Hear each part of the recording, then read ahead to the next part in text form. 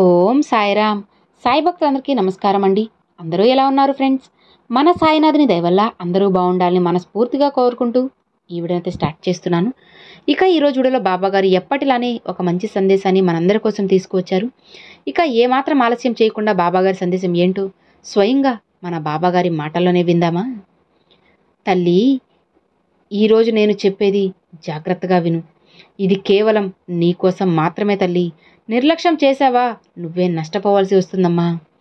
ఎందుకంటే ఈ రోజున నీ మనసుకు నచ్చి ఒక మంచి శుభవార్తని నీ ముందుకు తెచ్చాను. విను బిడ్డ. ఇప్పుడు నీకు ఎన్నో కోరికలు ఉన్నాయి కదా, ఎన్నో సమస్యలతో నువ్వు సతమతమవుతున్నావు కదా. బాబా, అసలు నా కోరికలను మీరు వింటున్నారా లేదా అని అనుక్షణం నన్ను ప్రశ్నిస్తూనే ఉన్నావు కదా. అందుకు సమాధానం కూడా చెబుతాను, జాగ్రత్తగా వినమ్మా.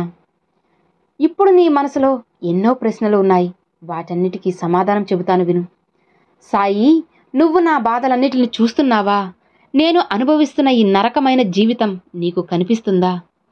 అసలు నేను ఉన్న పరిస్థితి నువ్వు గమనిస్తున్నావా? నేనున్నానని అసలు నీకు గుర్తుందా లేదా? లేక అన్నీ తెలిసి కూడా అలానే మౌనంగా చూస్తున్నావా? ఏంటి తండ్రి నాకు ఈ బాధలు? కనీసం నా గురించి నేను సొంత నిర్ణయాలు కూడా తీసుకోలేకుండా పోయింది. సరేలే అని నేను ఎంత కష్టం చేస్తున్నా దానికి తగ్గ గుర్తింపు కూడా లేదు. ఎంతో బాధగా ఉంది బాబా. ఎందుకు పుట్టానా అని అనిపిస్తుంది. అసలు ఈ జీవితాన్ని నాకు ఎందుకు ఇచ్చావు తండ్రి? అన్యాయంగా నన్ను అందరూ కూడా మోసం చేస్తున్నారు.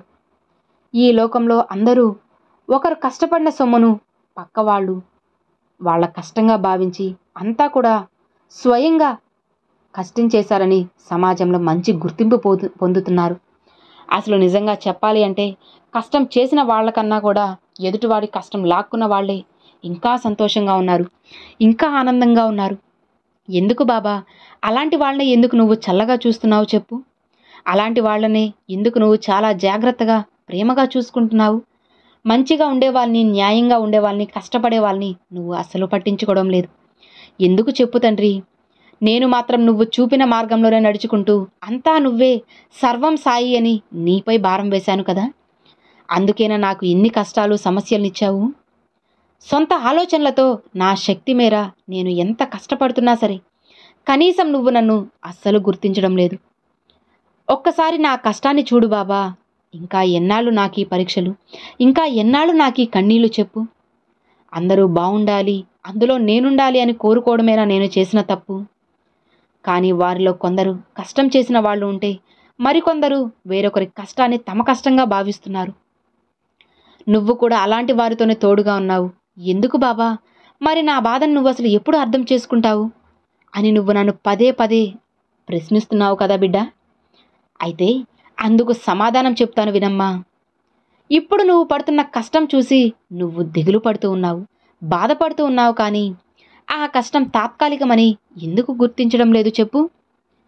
గుర్తుపెట్టుకో తల్లి, ఎప్పటికైనా సరే నీతి నిజాయితీని నమ్ముతూ కష్టంతో జీవించే వాళ్ళు తప్పకుండా విజయాన్ని సాధించగలరు. నేను ఈ విషయాన్ని నీకు ఎన్నోసార్లు చెప్పాను, ఇప్పుడు కూడా చెబుతూనే ఉన్నాను. నీ కష్టానికి తగ్గ విజయం ఒక్కసారి నిన్ను వరించింది అంటే అది ఎప్పుడు కూడా నీతో శాశ్వతంగా ఉండిపోతుంది. మరి అలాంటి శాశ్వతమైన విజయాన్ని నువ్వు పొందాలి అంటే కాస్త సమయం తప్పకుండా వేచి చూడాల్సిందే. ఆ తరువాత నువ్వు కోరుకున్న విజయంతో ముందుకు అడుగువేయి బిడ్డా. ఇక అప్పటి నుంచి నీ కష్టాలు, కన్నీరు అన్నీ కూడా శాశ్వతంగా తుడిచేస్తాను. ధైర్యంగా ఉండు. నేను నీ బాధని చూడడం లేదు అని, కష్టాన్ని గుర్తించడం లేదు అని ఎందుకు నువ్వు భ్రమపడుతున్నావు చెప్పు? ఇలా అనుకోవడం కూడా నీ మూర్ఖత్వం అవుతుంది. ఒక్కటి చెప్పనా? నా సహకారం లేకుండానే నువ్వు ఇప్పటి వరకు ఇన్ని బాధలను ఎదుర్కొన్నావో చెప్పు? అసలు కొంతమంది వేరొకరి కష్టాన్ని వాళ్ళ కష్టంగా చెప్పుకొని లాభం పొందుతున్నారు అని నువ్వే అన్నావు కదా.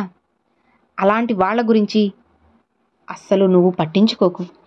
అలా ఆలోచించి నీ సమయాన్ని ఎందుకు వృధా చేసుకుంటున్నావు? నువ్వు వారి గురించి కాకుండా నీ లక్ష్యంపై దృష్టి పెట్టు.